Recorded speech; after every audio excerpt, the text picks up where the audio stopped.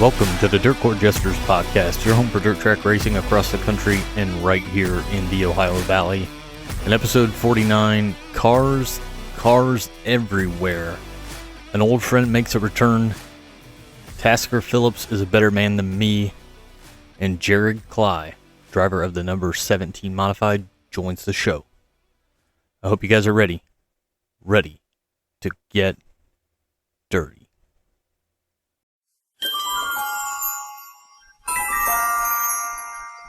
This week in dirt racing history, we're going back to April 24th of 1999 when the All-Star Circuit of Champions visited Eldora Speedway. Jack Hodenshield would get the win, Jim Nair in second, and Casey Kane would round out the podium. Let me talk to you! This week's talking points. Well, let me tell you something, brother! It's WrestleMania weekend, and the World of Outlaw Late Model Series has a new sponsor, the World of Outlaw Real American Beer Late Model Series. I gotta tell you, I did not see that one coming, brother. Bloomington Speedway announces that they're working on some projects to make their facilities better. Not sure if they'll have them done by the May 9th opener. Looking for some volunteers to help out as well. Check out Bloomington Speedway on social media for more information.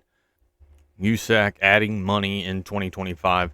Any driver earning the single season USAC Triple Crown will earn $500,000 in winnings, $360,000 for winning all three series, plus $140,000 for the Triple Crown bonus. Be cool to see if somebody can do that. I don't think it's going to happen, but again, cool to see them putting some more money in. Hopefully those purses can take a bump as well. Cars everywhere. AFCS, they had 36 410s, 39 305s, and 22 late models.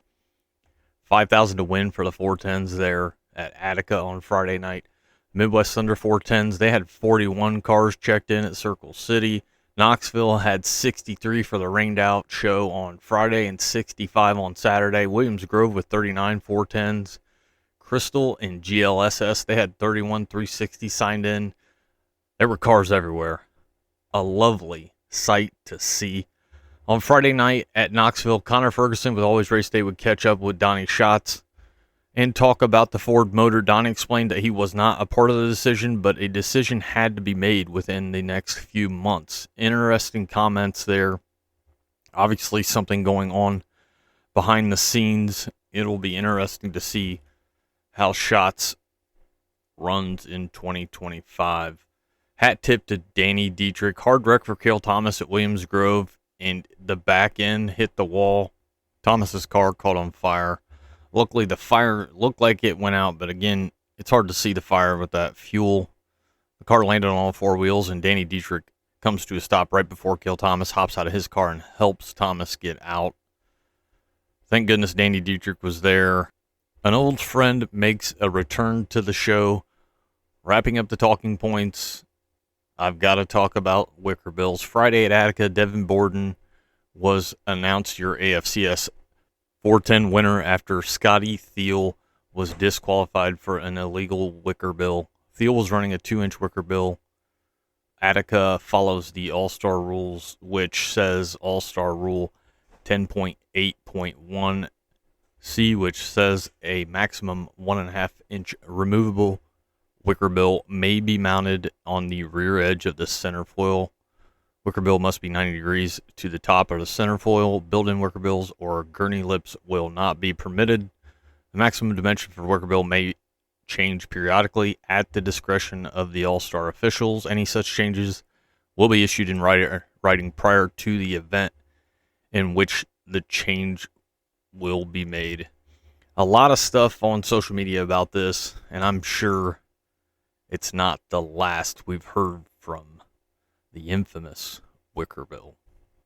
Now let's go behind the rock screen. You're welcome to come on in. We'll bring out the moonshine and start telling lies and calling up the women. But no talk about racing. Come on. Hey everybody, this is Josh with the Dirt Court Jesters Podcast. Joined by Jarrod Klay, driver of the number 17 modified from Lima, now in Bluffton. Jarrod, thanks for hopping on. Thanks, Josh. Appreciate it. So, first things first, how'd you get into racing? Oh, so I actually got into it by my mom, believe it or not. She has, I guess, still currently her own appraisal business. So she appraises a lot of like commercial real estate, and she knew Ron Hammonds through some different connections, and Ron Hammonds owned sprint cars all growing up. So we go to Lima Land weekly, watch the sprint cars. Mike Breck, Mike Dussel, J.R. Stewart, all those guys were my heroes growing up, right? I loved watching them. I remember Dwayne Leiber, Wiener racing, Tim Allison. Those were my heroes growing up. And I was sitting in the stands one. So my mom was actually sponsoring his car, I guess. So that was the connection there. But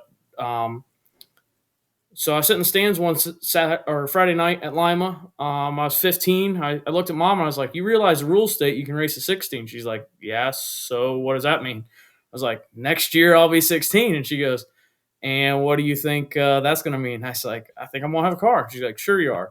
I think it wasn't even a month later and we bought our first car. It was an old leaf spring stock car, Camaro clip car. Um, it, it had been around. It was very old. It was, the frame was starting to flex. It was getting really weak, but it was a perfect starter car. My first season, we raced on 7 cylinders the majority of the first season because a rocker had fallen off and I didn't know anything about anything. So my crew chief had to teach me everything, and he's not a huge engine guy. But we found that we had bought another engine because we were way down on power. It was a little 355. We just thought it was a weak motor, but we were racing on 7 cylinders. So we found it when we were pulling the motor out. We're like, well, what do we do? Do we keep it in? Do we pull it out? We ended up putting the 383 in anyways. But yeah, that's how I got my start. Fell in love with sprint cars. And then as I grew up, I was like, fender cars are better. So we started in stock cars, and now I'm up into modified. All right. So, and I told you before we started recording, I saw a conversation that you had between you and Larry Bowes, and you talked about you got into racing, and then you got out for a little while, and you jumped back in. Is that right? Yeah. So going through college and stuff, we had a newer stock car. Conovers built it for us. It was one of their nightmare chassis. And it was a great car. It was a great piece. I would love to have it back and race it again. I think we could really make it fast. I was just always down on motor. We just never had big motors. But I blew one up at Lima while I was going through college, and I didn't have the money to pay for college and pay for a motor. So I decided that my education was more important. Don't know if I still agree with that, but at the time I thought it was more important. But so we jumped out. I had like half a season, blew up the motor. So I was out for the remainder of that season, the next year, and then half a season the following year. We picked up a modified, slowly put it back together after I graduated. And so we were back out. We didn't really race a full schedule that year, but we were at least at the track. I don't think I could give it up forever. So you talk about, I love the fact that you didn't, you admit to yourself, you didn't know anything about anything as far as racing was concerned, other than you like to go on Friday nights and watch. And you said, you know what, I'm going to do this. And you hear that story every once in a while. Ultimately everybody starts somewhere, right? But you talk to guys that their dad or their grandpa, they were racing and it kind of trickles down. And then you talk to guys like you were just like, you know what, I want to do it. And I did it. And that's just awesome, man. Yeah, I was really blessed. So, my dad, he's not he's mechanically inclined, but he doesn't like working with cars or stuff. He likes working with woodworking. His dad was a carpenter. Actually, both my grandparents were carpenter or contractors and built houses. So, like no mechanical side of that, at least when it comes to cars, right? Um, so I didn't really have an opportunity to learn that from anybody. But Trevor Hunt's my crew chief, and he actually crew chiefed for Mike Dunlap, ran stock cars and modifieds for years before my time, obviously. But Mike got out of racing, and we contacted Trevor and said, hey, are you interested in kind of taking a step backwards from where you guys were? Because they had raced for years. They did pretty good. Take a step back and help a young kid learn how to do this. And he was all for it. It was actually something he had wanted to do for a while. So it worked out really well. And Seth and I, his son, had went to school together. So I knew the family pretty well already. Seth and I had spent a lot of time together over the years. So I had known Trevor, and Trevor taught me from like I didn't probably know what a half-inch wrench was, right? So I went from knowing absolutely nothing to at this point, he's taught me a lot, right? I'm a certified mechanic. I can put together a race car on my own if I had to. I still can't weld. I still need him for that. I'm not a welder, but he's taught me a ton. So I can't be more grateful to him about it. Like I definitely wouldn't be where I am without his help. So How did you decide to run the number 17? That's a great question. I was trying to figure out a number to run, and I always liked number 7, but I didn't want just straight 7 because there are too many 7s. Like Jordan was I was racing with Jordan at the time. He was number 7, and I was like, well, I don't want the same exact number as somebody if I can prevent it. And I actually, believe it or not, as a kid, I was looking in like, dreams, right? As a kid, you dream big. I was looking at NASCAR. I was like, well, there's no number 17s in NASCAR right now. So if I can make my way there, I can make myself number 17. Because at that time, Matt Kenseth was out. There wasn't 17. And I was like, well, I'm gonna own the number 17 and take it all the way to NASCAR if I get that opportunity. Obviously, I don't think that's ever going to happen. But that was kind of the thought. I liked the number. I liked the number 7. I wanted something to do with it, so it kind of worked out. Okay. You had a win. If I got this right, you had a win in 2022. You had 4 wins in 2023, and then you moved to the modifieds in 2024. Is that right? That's right. We started racing in 2013. I had 1 race. It was the year I bought the car. I was still 15. And we ran a night at Montpelier. That was their Monster Mash. We got 1 race in, and then fast forward to 2022, we hadn't gotten a win and all that. And like I said, we had been underpowered, raced with older chassis, just couldn't put together the whole combo. After college, obviously I'm making a little bit better money. I'm not in high school. And thankfully, I'm very blessed by some of the people that have come around us over the years, because without these people, we definitely couldn't afford the equipment we're in today. We were able to put together something. The car we were racing is actually the car in this picture right behind me. It's actually a really, really old Pierce modified that had been converted. The motor mounts have been moved forward to make it a stock car. And it was old, but we had it figured out through the help of some people, Trevor, other people at the racetrack. Todd Sherman actually taught us a big secret about that car that is what actually propelled us to where we got it so fast. And so we got our first win in 2022. And after waiting that long, right, we'd started in 14 and we're in 2022. It was a pretty big deal, right? 8 years of racing and you get your first win. I couldn't have asked for it to go any better. Like it was a great night. My whole family was there. It was just awesome. It was my dad's birthday too. Oh man, you can't beat that. Just got me thinking about that. You've been racing here recently and growing up and going to Lima Land. What are your thoughts? And I'd like to propose this especially to the guys that run modifieds. What are your thoughts in the transition of those cars? Because I remember when I was younger, and I'm a bit older than you, but the modifieds were what stock cars are today. Like if you go to the track today and you look at a stock car, well, if you roll back the clock to when I was a kid, today's stock cars were modifieds then, and then the stock cars in the past were the just bombers that were beat up that you were basically expecting them just to wreck each other for the entire race. A big change in not in just in stock cars, but in modifieds as well over the last 20, 30 years. How do you feel about that? It's hard for me to have an opinion over the last 30 years, being that, I'm only 27, right? I'm pretty young compared to the rest of the guys. I don't know. Like I'm torn on it because, like you said, these things they've had such an evolution to where they were to where they are now. Trevor and I were actually talking about this last night, and he goes, "There's nothing economy about these mods anymore." I'm like, "They're not even called E-mods." I said, "They're A-mods." I mean, there's nothing. I mean, we're not even trying to pretend that they're cheap. And like we were talking about, we were looking down at the motor and the engine bay, and we were looking, we had the MSD box and my foot box. And I'm like, look how much wiring and stuff, you got MSD boxes, you got your coil, you got your KSE power steering and fuel pump combo. You got this belt drive system off the back of the crank. You got a racing specific transmission, carbon fiber drive shaft. We had this distributor we bought from Willys that they've actually manipulated a little bit to get more accurate timing. And we're looking at these and they're so complex anymore. He goes, this is more complex than an early 2000s late model, Jarrod. He's like, how did we get to this point?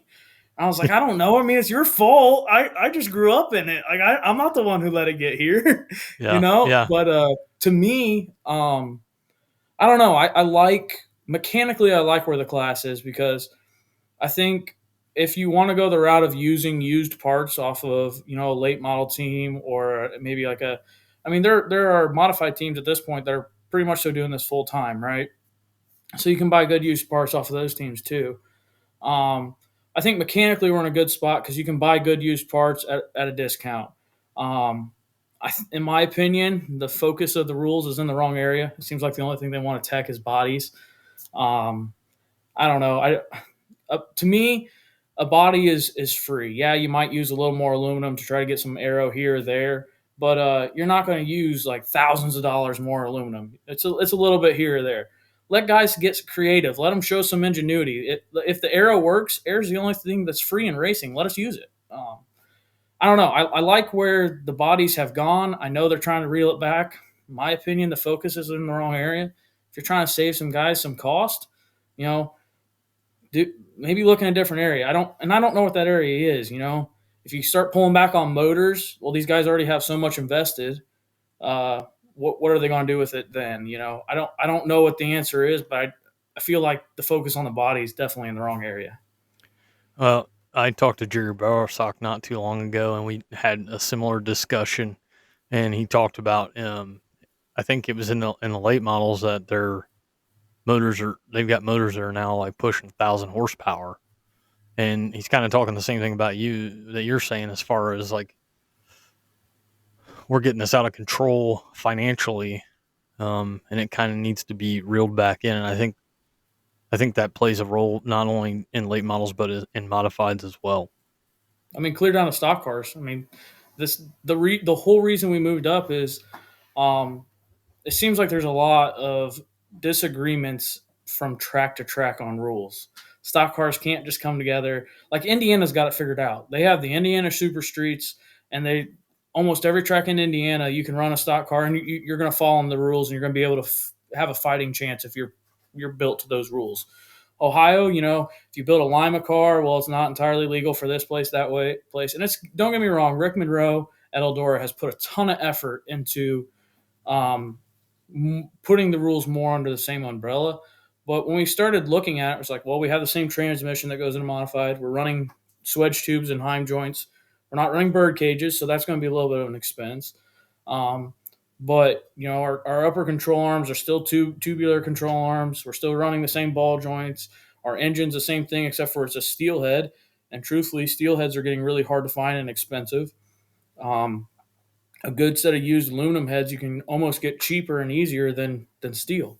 So we're looking at it and we're like, I don't know how long this class can maintain itself in the direction it's going. And we're already spending the same amount of money to run a modified as what we are spending it in a stock car. So that's why we made the jump. I don't feel like we had the stock cars mastered. I never got a championship. I would have liked to have a couple more years in it, seeing if I could have got a championship. But the direction that we saw it going, it was just the right time for us to move. We got a really good deal on a modified. Guy wanted our stock car, so it was God's timing. He worked out perfect for us. All that being said, are you planning to stick with modifieds, or have you thought about moving to late models sometime in the future? Oh man, if somebody would give me an opportunity a late model, I would jump on it. I mean, yesterday. Like, yes, I would love to run a late model. I think they're bad to the bone. Like, one of my dreams is to run a late model at Attica. The way they just bury those cars into turn 3, I mean, there's nothing cooler on earth, in my opinion. I love the way late models drive in turn 3 at Attica. I don't know that our team will ever get to that point. We're going to have a lot of changes in finances for that to happen. I'm pretty happy where we're at in the modifieds. There's a ton of competition, and there's a ton of opportunity to go anywhere we want. So I'm pretty happy in the modified world, but if somebody gave me a shot at late model, I wouldn't say no. Well, You're young enough, and you're going to be out there ripping in the modified. That chance may just come. You had some top fives in your first year in a modified. That's got to give you a lot of gusto going into 2025. Yeah, I don't know. My first year in modified was tough, especially coming off a year with 4 wins. It was hard to restart, and I understand it's part of that growing process. I completely get it. But man, winning's fun, and it's hard to go away from that. Truthfully, we fought with one hand tied behind our back for I'd say half, maybe a little over half the season. I misread a text from the chassis builder on loads in the right rear. So we set everything off of actual loads, like a spring smasher load, instead of like scales now, because these cars are so different from dynamic to static. You can't get the right numbers that you need statically. And if you try to go get it, you're going to be messing with ride heights. It's not going to translate the same as like the old school scale pads. And we still do scale, but we do it for different reasons. But we're setting a lot off a load. Well, I misread a text from the chassis builder, Lightning Chassis, and I had half the amount of load in the right rear as what I was supposed to have, and I couldn't get the car to rotate. We just really, really fought the car. The car was laying over on the right rear, but it wasn't having any right rear drive. The right rear just kind of skated across the track because there wasn't anything pushing it into the track. And once they were actually at Waynesfield one night, and they come over and they're like, man, the car's really over on the right rear. The attitude looks good. I don't know why you're having this problem. And they're like, well, so they come over, we jack up the rear end, we pull off the tire, and he's like, dude, your shock's bottoming out. How much load do you got in that? And I told him, he's like, dude, you're supposed to have double that. Like, I misread the text. So I was like, that's not what you said. I pulled up the text. I was like, oh, dang it, I'm wrong. So we put the right amount of load in it. We went out there, and it was the best the car had felt in weeks. So I messed up early in the season. So we only had like, I don't know, 5 or so races afterwards with the right rear load. And we won a heat race at Waynesfield with Jerry Bowersock in it, Jeff Cause in it, New Spawn was in it. Like, we won a heat race with some really, really good drivers. Yeah. Finished second in a heat race with Dylan Woodling, who won it. Once we got the right rear load, it definitely put a lot of confidence in it. So, but it's just that middle part of the season that drug on so long, it's hard to forget about. You know what I mean? Yeah. But once you figure it out, and I mean,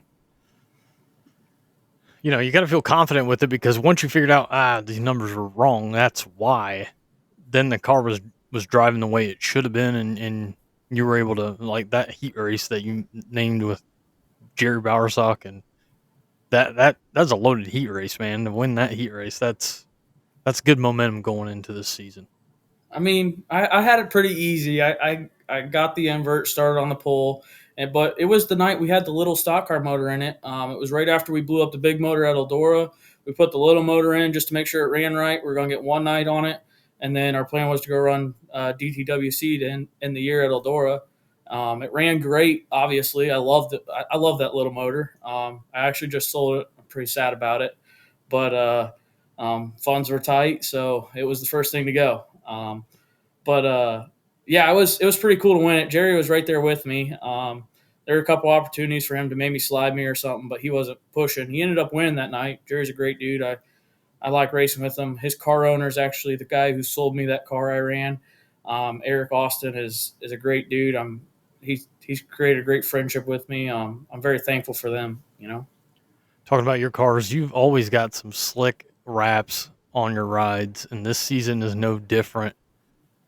I know you talked about this, but I'm going to ask you, where did the inspiration come for the Tide Modified? So, I don't know. I've always enjoyed throwbacks. I've always enjoyed one-off schemes. It's expensive to put a wrap on a car for one race, right? But we were supposed to go down to Charlotte last year for the World Finals and run the modified down there. But when we blew up at Eldora, I was like, man, I'm not taking a 12-hour trip on a little motor. It doesn't make sense. We don't have a shot at probably making the show, let alone doing well. So I contacted them, just let them know like, hey, I'm withdrawing my registration. We had a engine failure. I just can't make it down there. And it was actually super awesome of them. They gave me a full refund on my registration. Wasn't planning on that. I was just being polite, letting them know somebody else could have that spot I had. Mm-hmm. So we were going to do that Tide Car throwback for that race. It just made sense to do it. We were down in Charlotte, NASCAR country. It'd be cool, a lot of publicity, in that area that's on, Dirt Vision, whatever. So we were like, man, it'd be good to get this attention to our team. It'd be a cool way to do it. And so B-Ham, I'm actually wearing his hat, Brandon Hamburg with B-Ham. He does all of our designs. He's super great to work with, super timely. Once you got a good rap guy that you love working with, you'd never leave him. So he had kind of started on it, and I let him know like, hey, we're not going down there. I apologize that you spent time on this, and we're not going to be able to use it. And he was super cool about it, wasn't upset. So we were texting this winter. We were going back and forth about some stuff, and he's like, so what are we doing for 2025? Because he knows I like bright. He knows I like crazy. I love bright, crazy cars. And I was like, hey, what if we ran the throwback car for 2025? He's like, hey, I'm in. I mean, I think it'll look good. So he sent me a digital of it. And I was like, yeah, I like it. And he has all the sparkles and stuff in it. So I still get a little bit of my crazy stuff in it, right? It's not just plain Jane, but he does a great job. I'm super thankful for him and what he does. He makes those cars look great. He makes the sponsors pop. I can't thank him enough for everything he does. Guys do it, but I'm going to suggest it for 2026. You got to pick a car from Days of Thunder and wrap it. Ooh, I might have to.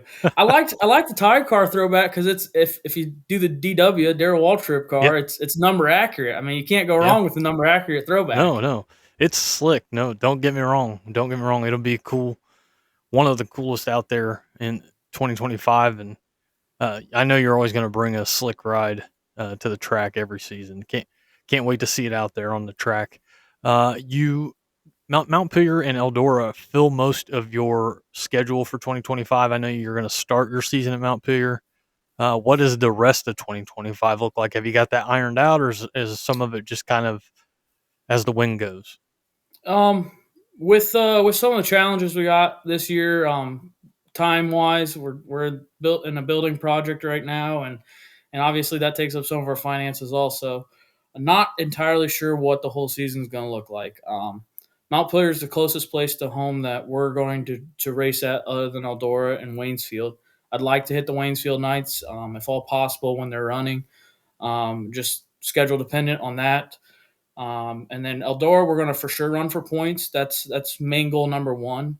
Main goal number two is to run the week of the Summer Nationals closest to home, so that Shady Hill, Montpelier, Butler, Crystal, Oakshade, Wayne County. That's our goal to run that week. I've never done it. I'd really, really like to do it. I think it'd be a fun opportunity to do, especially with, we do our goodie bags everywhere we go. I'm going to be able to get some goodie bags out to people I don't normally meet. So I'm pretty excited about that opportunity. And then goal number three is to do a little bit of traveling, right? If funds allow, I'd like to go to a couple places that I've never hit before. I'd like to go to Atomic. I've never raced at Atomic. I'd like to go back to Fairbury. That place owes me one. The last two times I've been there, it's beat me up. I need to go back there. I don't even want to win. I just want a good finish. I'd like to go. I like to go to Brownstown. That track looks like a lot of fun. I've had some people tell me I need to go to Paragon. Just different places. I like to make sure I make it back to the Berg. I like going down there. We typically run pretty well. I mean, my first night in modified, I think we were down there. I think I finished sixth. It was. So, I mean, it was a really good night for our first night in modified. Won our heat race by like 6 seconds. I mean, it was a great night. So I like running down there. But if we don't have the money to kind of travel a little bit, we'll just head on over to Montpelier. It's nice and close to home. Ryan Sutter does an amazing job over there. He's really kind of turned that place around with scheduling and just keeping a timely show. That's one of the worst parts about going to a racetrack, when the night just drags on. They can't get the show on the road. He does a really, really good job at just keeping it on track, starting on time, running an efficient show, and a show you want to go to, right? You want to be a part of. You kind of touched on it. It sounds like there's a good chance you're going to hit some new tracks this season. And you also kind of touched on this, but I'm going to ask it anyways. Is there any specific race or races that you're looking forward to? So it's kind of weird. I've always enjoyed bull ring style tracks. So, your Fairbury, um, Lima could kind of be considered. It's pretty high speed. You can throw a slider because of the banking there. But I like the smaller tracks where you got to turn the car down. And it's a little more technical, where it's not just motor up, momentum. Mostly because we've always raced with a little less power than the majority of the field, right? We hadn't had the power to, we were down on horsepower. But lately, I think racing down on horsepower has allowed our team to get better at momentum style tracks, because I've really had to learn how to drive the car in a way that I don't lose my momentum, don't scrub speed. So I'm really looking forward to Eldora. The last race we finished there without a blow up, because the last 2 nights we were there, we blew up motor both nights. I was in 7th or 8th chasing down Brian Ruhlman. So, I mean, that's a super cool feeling. A couple more laps. I was probably straight away behind him, and I was gaining on him, and it was a couple more laps. I would have been at least door to door with him. And that's a really cool feeling if you're chasing down Brian Ruhlman. So any night at Eldora is a good night. The fans there are awesome. I mean, the atmosphere is awesome. I'm literally looking forward to those. I saw the Terry Hall Memorial was moved to Mount Pilgrim this year. Pretty excited about that. We're going to try to be in attendance for that for sure. And then that Summer National Week is a huge week for me. Just if I do get the opportunity to hit that all 6 nights, I think that'll be a really fun opportunity just to kind of see what some of these other race teams do, learn a little bit. And then obviously when you race with better drivers than yourself, it only improves you. So hopefully I can learn some stuff, get some pointers, and hopefully come back to local racing with a little bit of an edge on the guys who stayed local. Definitely. I talk about this, and it usually comes up with pretty much everybody. And you kind of touched on it. I know I've seen you at the track where when you're not in the pits working on the car, getting ready to race, you're out in the stands interacting with the fans and passing out your goodie bags. And it just something that I've said time and time again, and I'll say it till I'm blue in the face. It's what, to me, separates dirt racing from every other major sport, is the ability for the drivers and fans to have interactions like that night in and night out. It's what makes dirt racing what it is, in my opinion. I love it. I mean, I remember as a kid sitting in Limeland, and don't get me wrong, I kind of touched on my mom sponsored Ron's cars, so his drivers will come up and see us kids, whether it was by obligation or by choice, I don't know. Looking back, I'm like, well, maybe Ron made him come up there. I don't know. But I can remember sitting there. One night I fell asleep in the stands, and I woke up, Mike Breck is carrying me to the car. Like I was a little dude. And it was like the coolest feeling in the world. It's like, holy cow, Mike Breck is carrying me. Like it was the best moment. Like I can remember it to this day, right?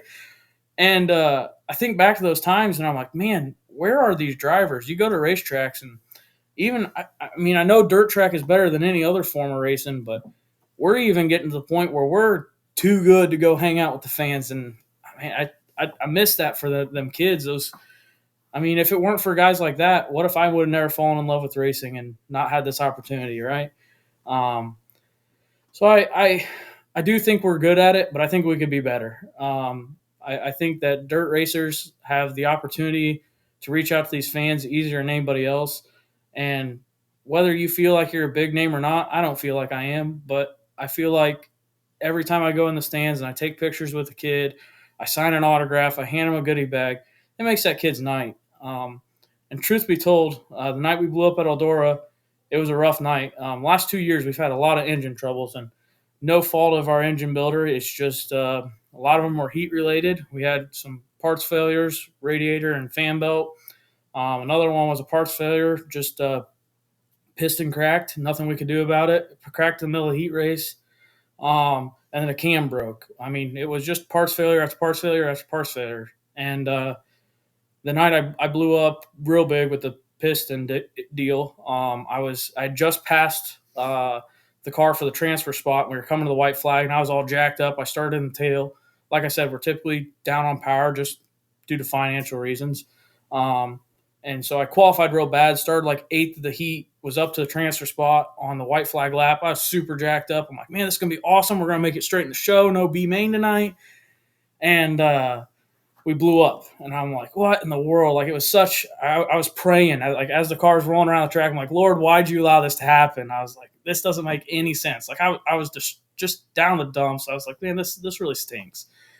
And I prayed. I was like, Lord, just help me have a good attitude when I get out of this car, because I've been in some situations where we blew up in 2023 and I didn't handle myself properly. And I was like, I don't want to have that again. Like, I've made enough of mistakes. Help me to handle this one right way. And so I get out of the car, and one of my crew guys had ran under the track through the love tunnel, come up, and he's like, dude, what happened? I was like, I don't know. I said, something locked up or the engine blew. He shows me a picture of the smoke coming out the back. I was like, nah, we blew it up.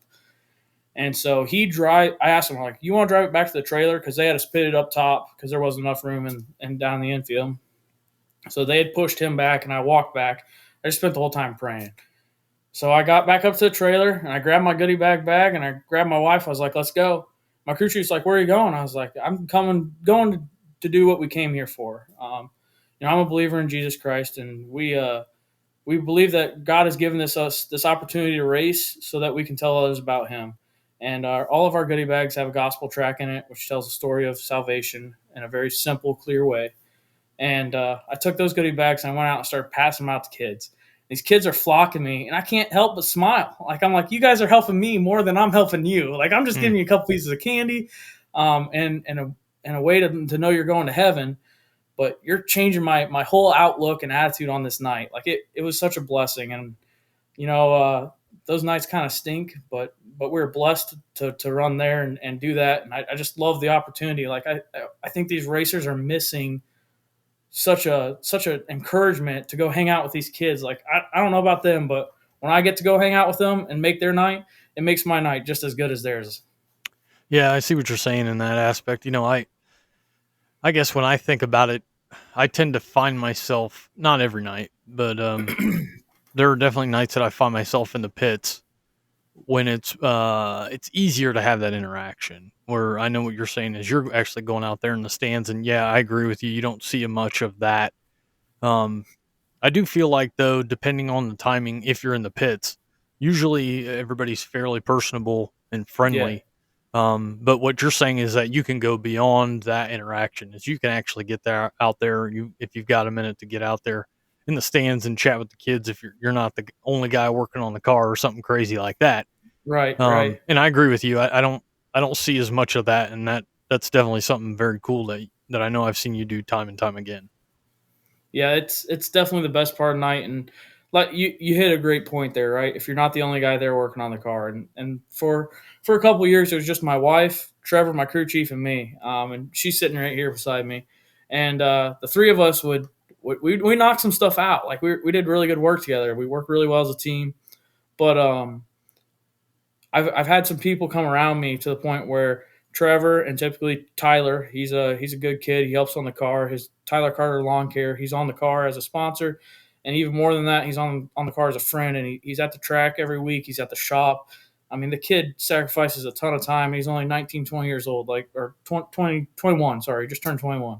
He's a great guy. And with that allows Bridget and I to go up in the stands, allows us to do our thing with the kids. You hit a great point. Like, I understand not everybody's as blessed to have people around them as I am. Like, I completely understand. Like, I'm blessed by that. But I do think it's important to go further than that interaction in the pits, because, like you said, I do think that fans have more access, right? You don't have to have some hard card or some super special credential to get back where the cars and the drivers are. Just got to wait till the night's over, right? Mm-hmm.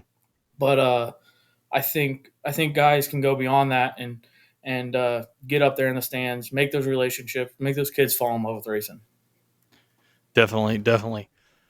All right, so I talked to you about this beforehand a little bit, and we're going to go ahead and, before we wrap it up, I'm going to go over the lightning round questions. So the first question you're going to know about, I just hope you can give me an answer with your wife next to you. It's celebrity crush growing up. Celebrity crush growing up. I don't know. When I was younger, I thought Haley Deegan was awesome because she was in racing. I guess that would probably be it. I mean, Okay. She's a little younger than me, but she had a lot more opportunity than me, I guess. Sometimes that's just the way it works out, man. Favorite cartoon? Favorite cartoon? I liked Spider-Man cartoon, and then it kind of turned the movies, right? So I don't know if that's a movie or cartoon. I don't know how you do it. Spider-Man I'm was good my with favorite that. superhero growing up. Justice League, I guess. I don't know. Okay. All right. I'll take both of those. Very good. Do you have a favorite pro wrestler? Not really. We Okay. watched it a little as kids. I just was rooting for whoever was down at the time because they're going to come back. Yep. Yeah. Fair enough. Do you have a favorite song? Favorite song? One I sing often, and I sing it as a joke more times than not, is a country song called "I Pray for You," and it's talking about how a pastor told a guy who he was upset with, and he's trying to say like, "Oh, how do I get along with this guy? Like this guy just gets on my nerves." He's like, "You got to pray for him."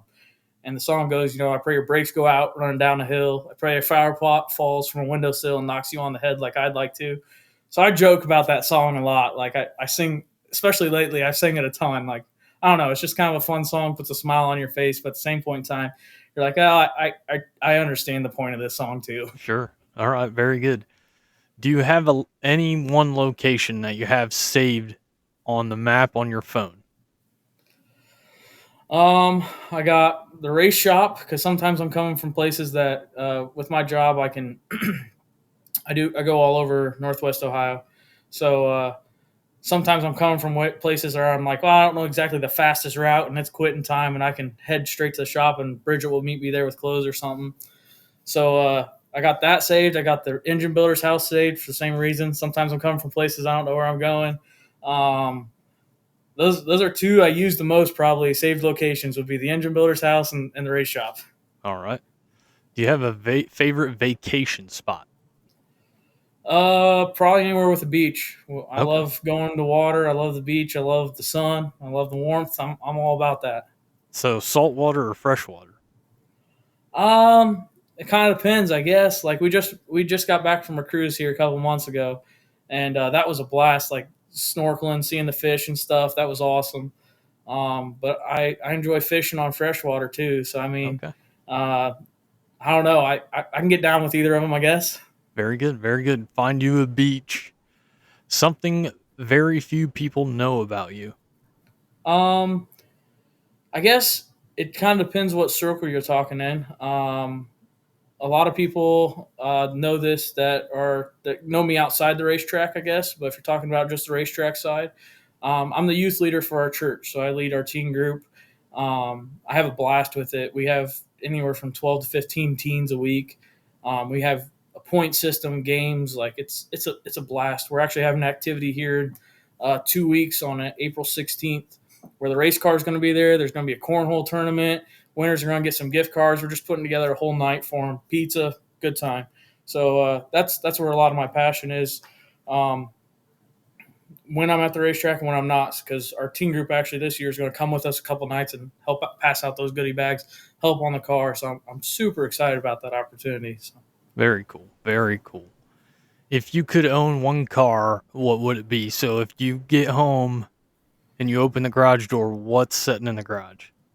Man, 69 Camaro. I love them. I like the C8 Vets too, but I mean, I love old school muscle. I don't think you can beat it. Very nice. Very nice. Do you have a go-to meal? Go-to meal. Probably like my favorite meal. Like if I'm gonna decide I'm gonna sit down and eat a meal, it's gonna be beef and noodles with mashed potatoes. Just easy, fun. I just love it. I don't know. Had a Nice. lot growing up, and I actually had it. My mom makes us a birthday meal every year, and that's what she made me for my birthday meal this year. So There you go. just like it. Last question. Funniest story you have from the track? Funniest is probably my first. It's my first year in racing. There was a guy who'd been racing several years. His name's Jan Launder, and he's kind of started to get back into it a little bit. Took a little break as his daughters were growing up. But he'd been in racing for a while, and he kind of came alongside me, tried to help me. He had a Conover built car also, and a lot of times we would race pretty close to each other, but I'd never beat him. And then the last night at Lima that season, so it would have been the 2014 season. We were racing, and we go down to 3 on the white flag lap, and I thought he was going to kind of drift up the track, and I wasn't the most talented either, and I kind of doored him with. I didn't kind of anything. I 100% doored the tar out of him. I gave him some little right side romance, and I got around him and beat him to the flag stand. And I was like, "Oh, that was a dumb move. Why did I do that? Like, I just buried it in the corner too far. Just rookie mistake. It was dumb." And he comes up to my car afterwards. And I'm like, "Oh, I'm gonna get my butt beat, and I earned it. Like, I'm okay with it." And he's like, "Dude, you passed me. That was awesome. Great job." You know, he was stoked for me that I got. It was my first top 10, and I passed him to do it. He was happy for me, and I was like, "Man, that's not how I thought this conversation was going to go at all." Well, I'm glad it worked out that way for you. Wrapping up. He's a good guy. We now help him a little bit. It's funny with him being out of it for years. Now we're helping him, and I'm like rooting him on. Like, you go, man. You pass people. You know, it's pretty awesome. Nice. So. Returning the favor now. You just got to watch out because if he hops in a modified, he might hit the right side of your car. Yeah, I earned it. If so. All right. So wrapping this up, where can everybody follow you, and what sponsors would you like to thank? So we actually just started our first website, so I'm pretty excited about that. You can find us on jarrodkleyracing.com. You can find us on Facebook, where we do the majority of our updating, posting. But all that does feed to the website, so you can find updates on there. You can buy merchandise on the website. You can connect with us on the website. But Facebook at Jarrod Klay Racing LLC. That's where we do the majority of our stuff. We do have TikTok. It's under my name. I'm trying to make some funny videos. They're mediocre at best, but hey, doing what we can to get our name out there. So you can find us on those 3 main channels. I do have an Instagram. I do have X or Twitter, whatever you want to call it. I barely use it, but I got it. So that would be the best way to find us. Would probably be through Facebook or our website. And then I got a list of partners that are just awesome to me. They stuck by my side through quite a bit. It did take us 8 years to get our first win, and I have these people sticking by our side through that. So it's kind of a testimony to the great relationships that I have with these people. I'm thankful for them. It's to us, these are partnerships. I'm not sitting here asking for a handout. My goal is to promote your business just as much as you're helping me on the track.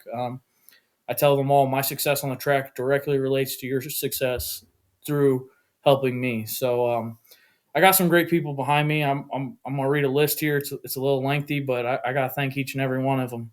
Elevation Construction. They were actually new to the team last year. They came on board and they stuck with me to this year and came on the car as a primary sponsor for 2025. Even with that, long stretch in the middle where we were terrible because I couldn't set up a race car. So thankful for them. Point Health Ministries. They've been with us for several years. They've been really, really good to us. I can't complain. They come to the track each week. Tammy's always there praying for me. I think she sees the back of her eyelids more than she watches racing because she's worried and praying. High Welding has been with us for several years. We got our first win with them on the car. Smith Realty Professionals has been with us since the word go. We've now raced for. I'm 27, so this will be our 11th full season. Race Car Bodies by Daily. We made a friendship back a couple years ago, and that's only grown to be better.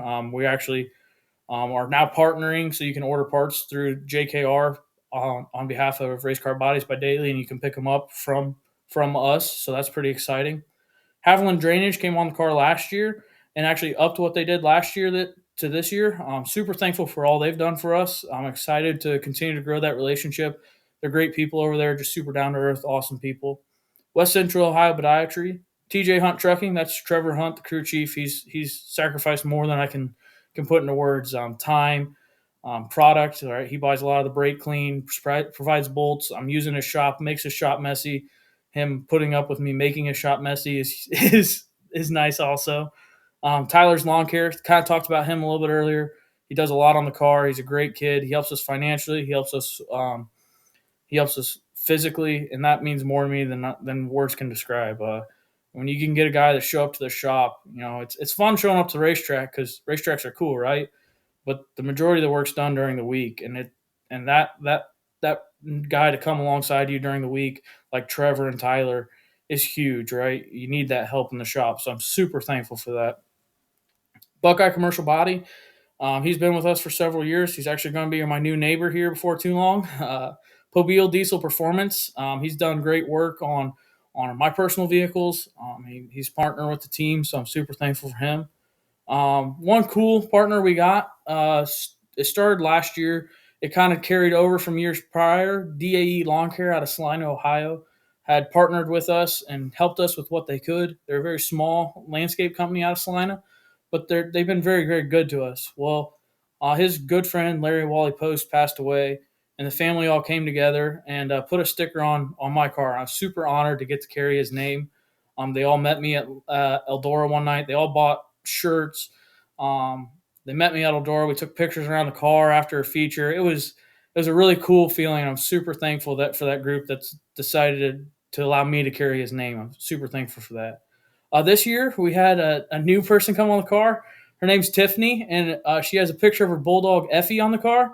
So that's my new favorite dog. That dog is right beside me on the sail panel, right beside my head. So if you see the dog on the car, it's not mine. It's Tiffany's, but we're super thankful for her support. Sullivan Insurance has been one of the very few sponsors that has been with me from the word go. They every year they write a check. I don't have to ask for it. I send them a thank you. I send them a picture or whatever, and before I know it, check shows up in the mail. They're super awesome. We have our personal home and auto insurance through them. They're super great to work with. Whenever we need to make a claim, no hassles, just professionally and personally, they're great friends. So I'm super thankful for them. Henderson Concrete Construction came on the car last year. Super thankful for them. They do a lot of flat work concrete, so if you need for anything like that, hit them up. Goodyear Shoe Service out of Wapak. They can do repairs, purchase new shoes. Hutcherson Rentals. It's my aunt. She has some rentals out in Shawnee area if you're looking for a rental house. Appraisal Specialist and Klay Fabrication. That's my mom and my brother. They help out a ton, especially my mom with the goodie bags. She typically buys all the supplies for that and spends hours upon hours packing these things. Over the last 3 years, we've handed out over 20,000 goodie bags. So lots of time invested into packing those bags. And then my church, I have a little sticker on the car. It says Marion Next. That's my teen group, and they supported us this year. I'm super thankful for them. I'm super excited about the opportunity to lead them and bring them to the racetrack and show them what I do outside of church. So I'm pretty excited about that. That's awesome. You got a lot of support, and it'll be your second year. You've got some of the kinks worked out, and I think 2025 is going to be a good season for you, and wish you the best. Thank you. I'm super excited. I can't wait to test out this new Lightning Chassis PHX at Mount Clear this weekend. It's going to be a good time. Jarrod Klay, driver number 17 modified. Thanks for coming on. Thank you. As always, want to give a shout out to Victory Fuel. From Purple Potion to Throttle Punch to Lucky Lemon, fueled by electrolytes, charged with vitamins, and kid-friendly. Fuel your victory at drinkvictory.com and use the code Jesters10 at checkout to save. Drinkvictory.com and use the code Jesters10 at checkout to save. I drank a beer. I drank another beer.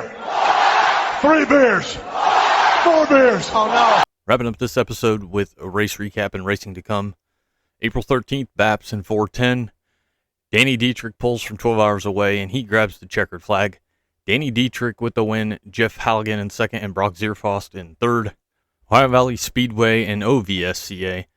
Corey Crabtree gets the win, Brian Knuckles in second, and Jacob Begenwald in third. Late models, Tyler Carpenter with the win, Chris Carpenter in second, and Josh Tonkin in third. Modifieds, Nick Corbett with the win, Coleman Evans in second, and Kyle Bond in third.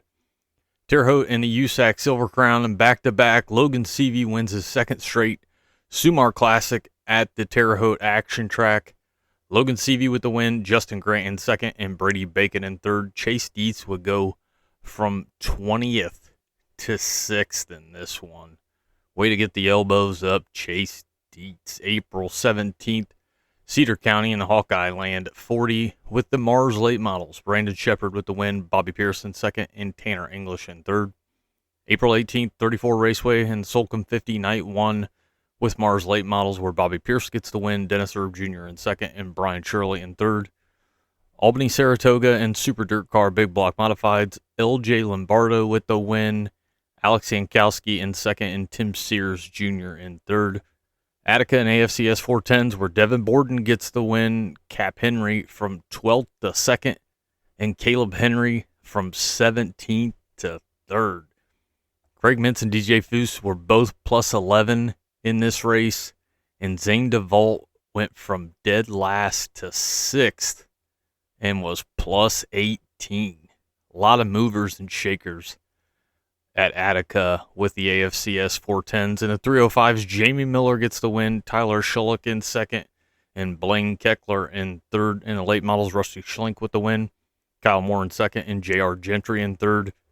Circle City in the Midwest Thunder Sprints, Jaden Rogers with the win, Riley Gray in second, and Seth Parker in third.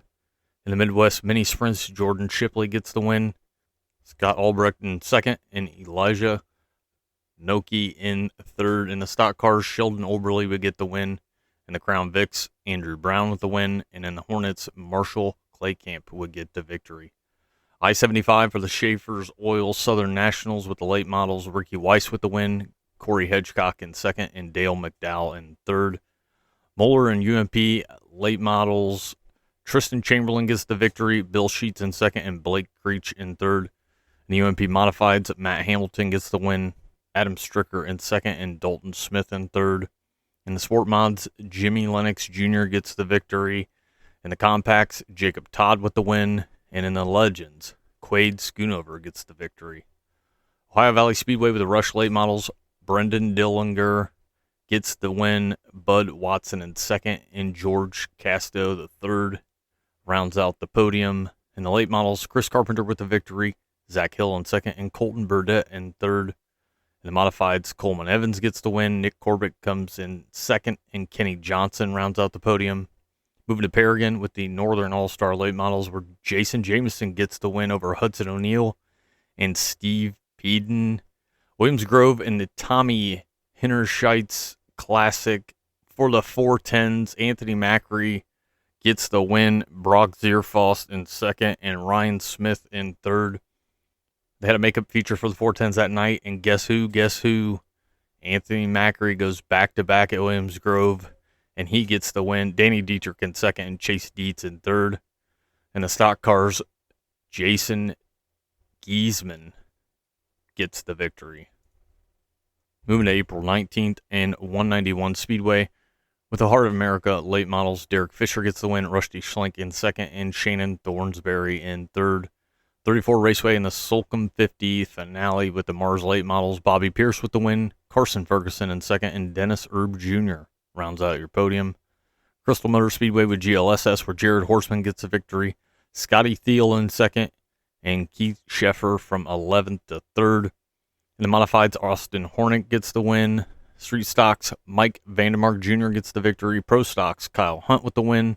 Compacts, Mike Carrier with the victory. And we move over to Knoxville in the World of Outlaw Sprint Cars. In the heat race, Brad Sweet goes low, heading into 3 on the backstretch, chops the front end of Tasker Phillips, knocking off the right front of Phillips' car, and Phillips goes for a nasty ride and junks his car in the first night. Thankfully, he was not hurt. Phillips was interviewed afterward, and I got to tell you, he handled it a hell of a lot better than I would have. I would have jumped on the wrecker with my car and went to the 49 trailer to greet the big cat. I didn't see any reason why that had to happen, especially at that point.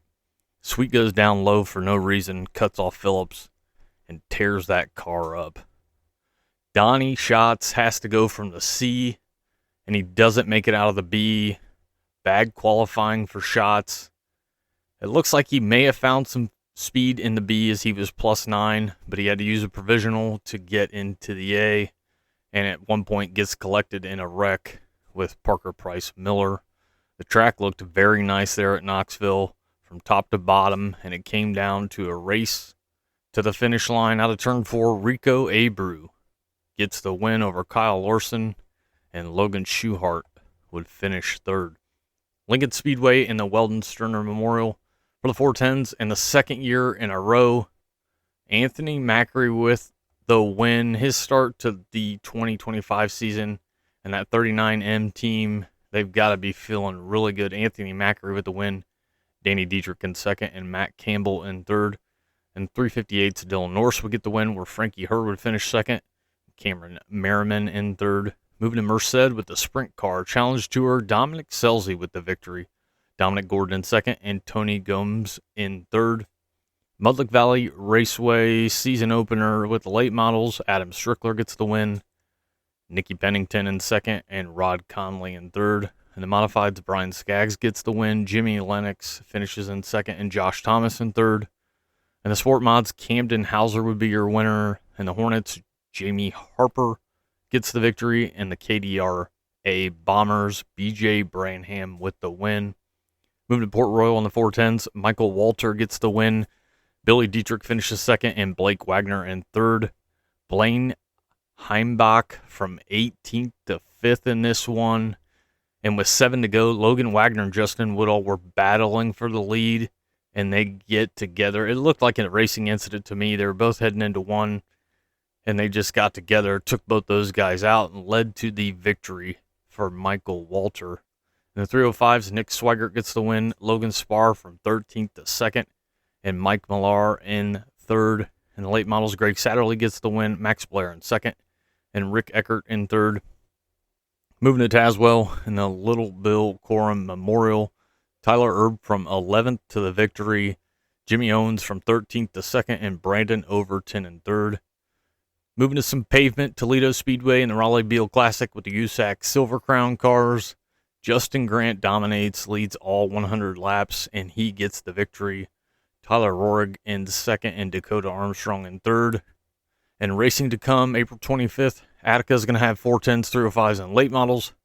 Beckley Motor Speedway and the Schaefer's Oil Southern Nationals Night 1 with the late models. Brownstown Bull Ring and the Mars late models, as well as modifieds. Circle City and the Midwest Thunder Sprints, mods, and crate late models. Creek County Speedway is going to have Power Eye 410.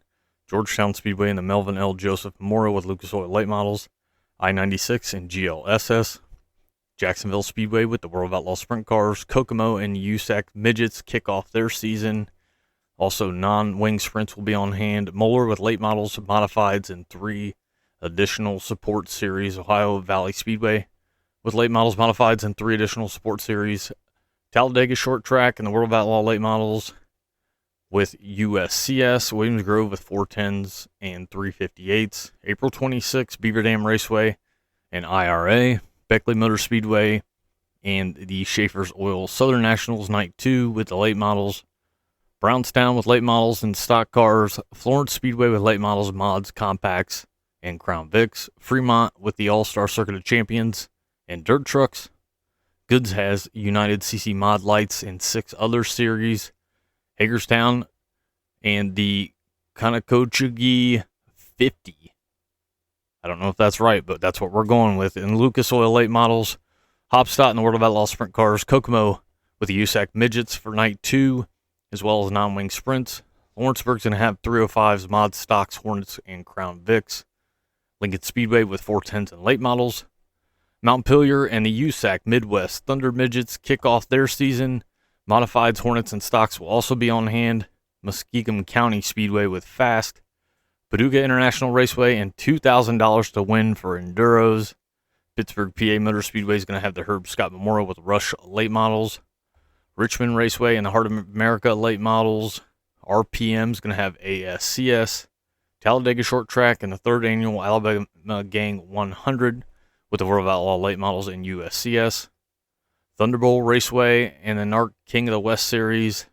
Tri-State Speedway and Power I 410. And Tyler County is going to have Ohio Valley late models. April 27th, BAPS with 410s, 358s, and mods. Goods Raceway with enduros. And Port Royal will host the Lucas Oil late models. Goodbye. Mwah, and good night, bad. Thanks as always for listening to the Dirt Court Jesters podcast. Follow us on Spotify, X, Facebook, and YouTube. And we hope to see you guys at the track.